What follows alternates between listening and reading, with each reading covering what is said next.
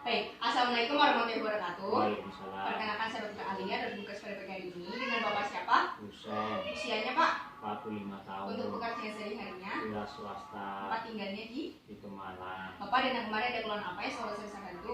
Saya sesak nafas, Dok. Sesak nafasnya, untuk lokasi sesak nafasnya di daerah mana ya Pak? Sebelah kiri. Sebelah kiri ya? Iya. Sudah berapa lama Pak? 3 hari. 3 hari. Kemudian awal mula sesak nafasnya bagaimana ya Pak? Awal mulanya kayak jantungnya kayak debar-debar tuh susah nafas lah kayak gitu. Susah nafas ya awal mulanya. Iya. Jadi tiba-tiba ya Pak? Iya, tiba-tiba. Sesaknya itu seperti apa Pak? Dirasa seperti Itu apa? tadi jantung berdebar, pokoknya enggak enak lah di dada. Kemudian apakah sesaknya itu terjadi di waktu-waktu tertentu Pak, seperti pada malam hari? Iya, malam hari Pada ya malam sering. hari ya. Kemudian pada waktu malam hari kan sesak itu disertai batuk juga ya. Iya.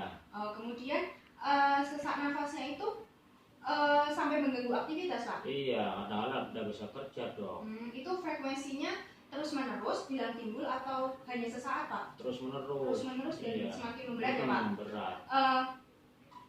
Kemudian ini misal saya beri angka 0 sampai 10, 0 untuk yang nggak sakit dan 10 itu yang paling sakit, itu derajat sesak nafasnya itu di angka berapa ya Pak? Di angka 9. Di angka 9. Kemudian sesak nafasnya itu tambah parah saat Bapak ngapain?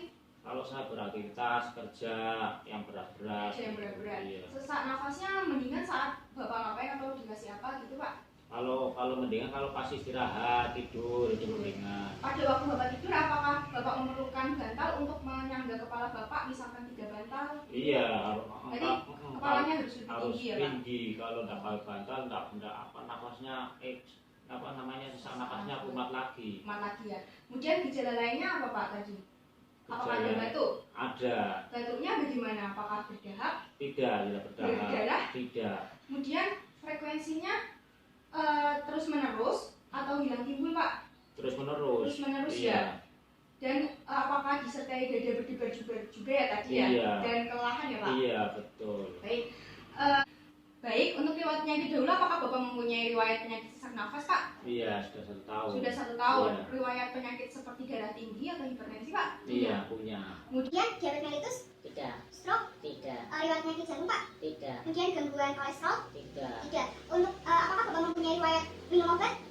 tidak. Tidak ya. Iya. Kemudian dari obat ya Pak? Iya. Tidak punya ya Pak? Tidak. Tidak punya. Pada Bapak apakah ada riwayat penyakit keluarga yang menurun Pak, seperti darah tinggi atau hipertensi ada? Ada ibu saya. Ibu saya, ibu Iya. bapaknya. Iya, Kemudian diabetes mellitus, tidak, riwayat penyakit jantung, tidak ada. tidak ada ya. Iya. Stroke nggak ada. Tidak ada. Kemudian Di keluarga Bapak apakah ada yang merokok? Ada. Bapak Saya sendiri. Iya. Sudah berapa lama? 5 tahun. 5 tahun. Berapa bungkus per hari Pak? 3 bungkus. 3 bungkus ya. Iya. Alkohol minum juga? Tidak. Tidak. saya- Ini jarang olahraga ya Pak? Iya. Jarang olahraga. Terus pola makannya gimana? Suka makan yang cepat saji yang digoreng? Saya suka goreng-gorengan dong. Suka goreng-gorengan Iya. ya? Enak soalnya sih. Oh iya baik. Baik, jadi di sini mohon maaf untuk pembayarannya BPJS atau bayar sendiri? BPJS. BPJS. Iya. Baik, jadi di sini saya akan melakukan pemeriksaan sistem kardiovaskuler dengan tujuan Ya. untuk mengetahui apakah ada kelainan pada sistem kardiovaskuler Bapak. Mungkin dalam pemeriksaan ini ada rasa kurang nyaman karena Bapak harus berbaring di bed dan membuka bajunya. Apakah Bapak bersedia? Bersedia. Bersedia. Sebelumnya saya akan mempersiapkan alatnya di sini. Alatnya ada penggaris, ada termometer, ada sphygmomanometer. Ya. Kemudian di sini setelah itu saya akan melakukan cuci tangan terlebih dahulu. Dah.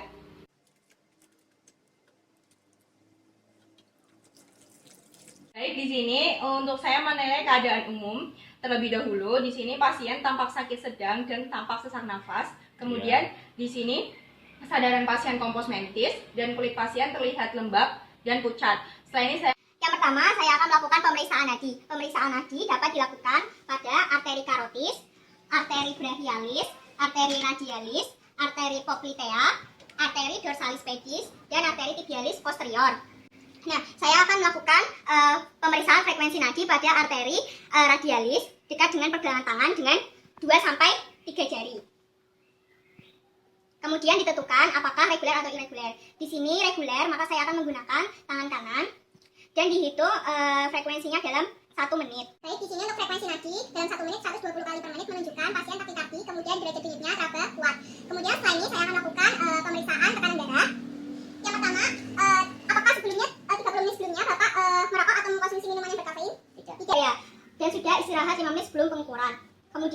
pengukuran tekanan darah menggunakan alat sphygmomanometer.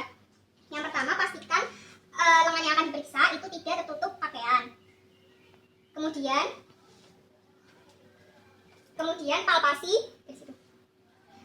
palpasi arteri brachialis. Kemudian pastikan posisi lengan sedemikian sehingga arteri brachialis terletak setinggi jantung. Kemudian pasang manset dengan tepat di atas arteri brachialis dengan ketinggian 2,5 cm di atas fossa antesubital. Pasang manset dengan tepat dan lengannya ada sedikit fleksi ya Pak. Kemudian menentukan tekanan sistolik palpasi. Caranya palpasi arteri radialis dekat dengan pergelangan tangan dengan 2-3 jari. Kemudian pompa sampai denyut nadi arteri radialis menghilang. Kemudian kempiskan. Itulah tekanan sistolik palpasi. Di sini tekanan sistolik palpasinya 110 mmHg. Kemudian mengukur tekanan darah. Caranya meletakkan bel stetoskop di atas arteri brachialis. Kemudian kunci bagian pengeluaran udara. Kemudian pompa manset kurang lebih 30 mmHg di atas tekanan sistolik palpasi. Kemudian kepiskan dengan membuka kunci bagian pengeluaran udara secara perlahan dengan kecepatan 2-3 mmHg per detik. Kemudian dengarkan bunyi ketukan pada stetoskop. Baik, di sini tekanan darah pasien tinggi yaitu 140/90 mmHg menunjukkan bahwa pasien hipertensi. Kemudian saya akan melakukan pemeriksaan respiratory rate dengan secara inspeksi selama 1 menit. Baik, sudah 1 menit. Di sini RR pasien menunjukkan lebih dari 24 kali per menit, menunjukkan bahwa pasien sakit flu. Kemudian setelah ini saya akan mengukur suhu pasien dengan menggunakan stetoskop. Kemudian ditunggu. Nah, setelah itu dibaca suhu pasien normal 36,5 derajat Celcius. Setelah ini saya akan melakukan pemeriksaan JVP, jugular venous pressure. Yang pertama adalah pemeriksa ada di sebelah kanan dari pasien, kemudian meminta pasien posisinya santai dengan kepalanya sedikit terangkat ke atas ya Pak, dan menoleh ke kiri, sehingga muskulus sternocleidomastoideus dalam keadaan rileks. Kemudian menaikkan ujung bed setinggi 30 derajat atau sesuaikan sehingga pulsasi dari vena jugularis itu tampak paling jelas. Kemudian temukan titik teratas di mana pulsasi vena jugularis interna itu tampak paling jelas di sini. Kemudian kita beri tanda. Nah, kemudian gunakan penggaris 1 dan letakkan sejajar terhadap tanda tersebut. Kemudian gunakan penggaris 2 dan ukurlah jarak vertikal antara penggaris 1 dengan angulus sternalis. Di sini terjadi peningkatan dari jugular venous pressure, di mana yang normalnya itu adalah 5 ± 2. Secara inspeksi di sini warna kulit pasien normal, tidak hiperemis. Kemudian di sini terdapat parut pada dada pasien, keluhan kelemahan fisik dan adanya edem pada ekstremitas. Kemudian di sini ICS-nya normal. Kemudian di sini sudut arcus costae-nya normal juga. Kemudian di sini ictus cordisnya terlihat bergeser. Kemudian di sini bentuk precordiumnya simetris. Kemudian ada palpasi. Yang pertama adalah palpasi ictus cordis. Di sini ictus cordisnya bergeser, yaitu bergeser ke bawah ICS 5 dan ke lateral linea medioclavicularis. Nah, kemudian saya akan melakukan palpasi dari pulsus melakukan palpasi sternal lift, itu palpasi pada sternum bagian bawah, yaitu pada processus siphoideus. Di sini tidak teraba denyutan. Jika ada teraba denyutan pada penderita RVH. Kemudian pulsus epigastrium, yaitu menekan pada bagian bawah dari processus siphoideus.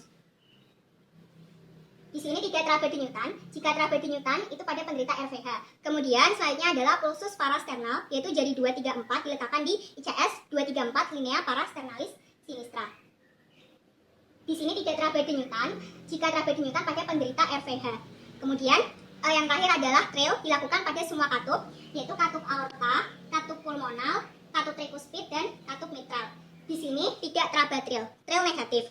Setelah itu, saya akan melakukan perkusi jantung untuk mengetahui batas-batas jantung.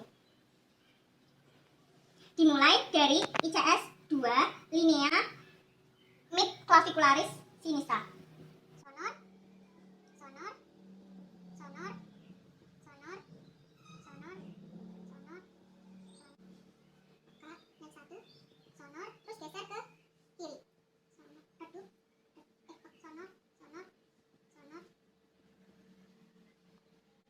Redup, ini adalah batas kanan bawah jantung.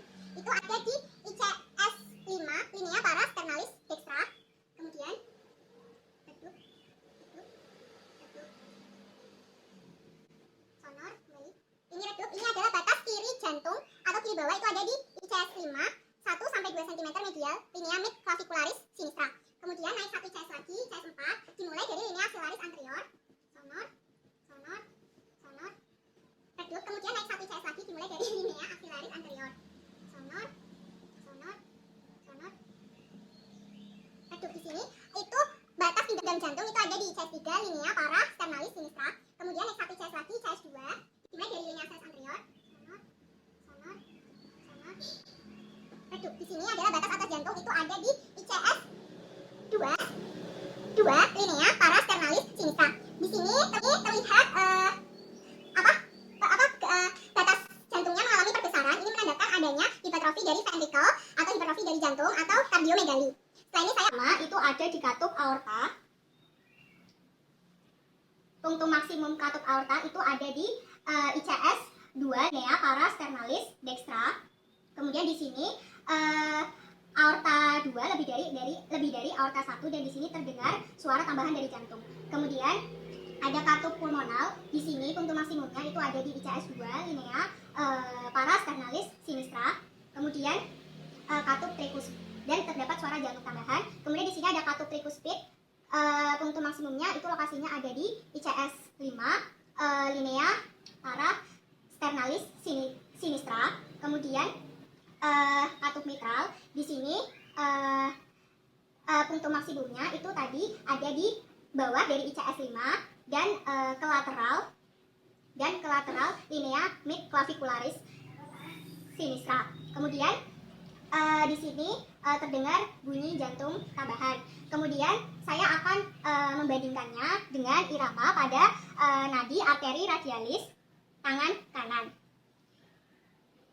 Dan menentukan di sini reguler, dan untuk frekuensinya dalam 1 menit itu lebih dari 100 kali per menit takikardi. Baik, tadi pada waktu auskultasi terdengar bunyi tambahan jantung seperti irama galop, bunyi jantung S3, kemudian ada murmur total dari regurgitasi mitral sekunder. Baik, alhamdulillah pemeriksaan telah selesai. Bapak silakan memakai bajunya kembali. Saya akan membereskan alat serta mencuci tangan. Alhamdulillah pemeriksaan telah selesai. Berdasarkan hasil pemeriksaan fisik dan anamnesis yang sudah saya lakukan dan saya dapatkan, kemungkinan Bapak mengalami gagal jantung kiri. Nanti saya akan merujuk Bapak ke dokter spesialis untuk melakukan pengobatan dan penanganan yang lebih lanjut. Apakah ada yang menanyakan, Pak? Tidak ada. Jika tidak, terima kasih atas kerjasamanya, Pak. Semoga cepat sembuh. Terima kasih. Wassalamualaikum warahmatullahi wabarakatuh. Waalaikumsalam.